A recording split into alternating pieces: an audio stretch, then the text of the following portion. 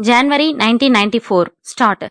Mr. Speaker Sir, I thank you very much for having given me an opportunity to speak a few words on food policy. I wanted honorable members to take as much time as possible to discuss this most important matter. My colleague, the Finance Minister, gave a very good account of the situation yesterday and made clear the basic policy of the government. He spoke with authority since he has a great deal to do with the subject. Yet I want to say a few words because recently there has been some confusion in the public mind and many things have been said which appear to me to have no justification at all. I wish to clear the confusion as far as possible. The honorable member who asked me earlier in this session whether there would be a debate on food policy was probably under the impression that some big changes were under consideration. As a matter of fact, a change in policy was neither intended nor suggested. Certain minor changes are certainly contemplated, but they have nothing to do with the basic policy that the government has attempted to follow in future. I am sure the House will realize that during the last few years, the food ministry has had to face very difficult problems. The government and the cabinet have, of course, shared to some extent in carrying the burdens of the food ministry. I am not denying that we have made mistakes, but we have also endeavored to profit by them. It must be considered that the food situation in the country, which was difficult for a long time, has now considerably eased.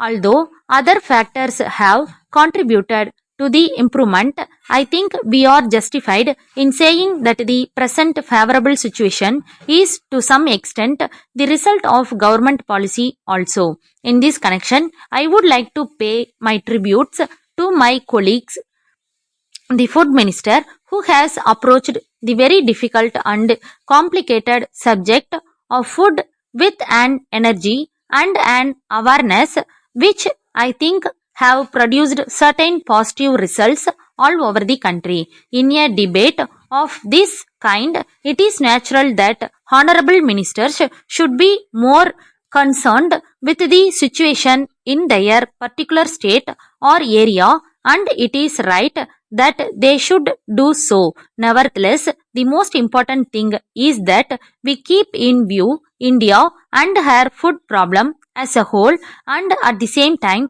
remember our basic policy. It is open to the House to discuss our basic policy, but in so far as the government is concerned, there has been no occasion to effect any change in it.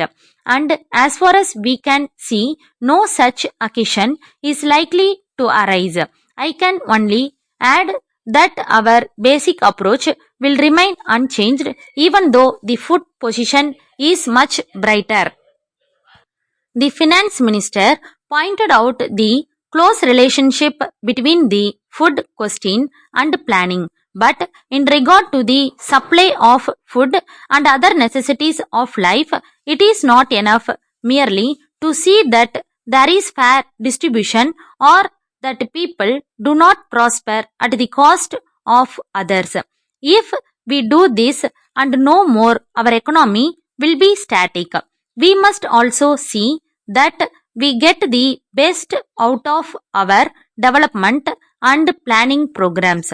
For instance, if there is a surplus of food in the country, we would naturally like the nation to be fed more adequately, but we must also think beyond the immediate wants and utilize our resources with foresight.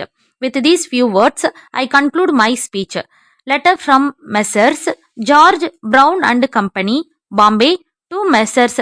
National Company Limited, Bangalore. Dear Sirs, we thank you very much for your letter dated 10th instant giving details of the land which you propose to sell to our company. As you are aware, we are the leading company in this part of the country engaged in the manufacture of latest designs of household furniture. We have got several branches all over the country and in some of the foreign countries also. We intend to expand our business activities in India and in other countries. With this in view, we are on the lookout for a suitable land in the important business area of your city for locating our showroom. We see from your letter that the land you propose to sell is situated in Mahatma Gandhi Road and is acceptable to us. Our engineer will be visiting Bangalore in the course of the next few days for the purpose of valuation of the property. As you are aware, any proposal for the purchase of property by our company has to be placed before our board of directors for its approval. The next meeting of the board is fixed for 21st of next month, by which time we hope to be able to take a decision in the matter. The decision taken by our board will be duly communicated to you immediately thereafter. Yours faithfully. Stop.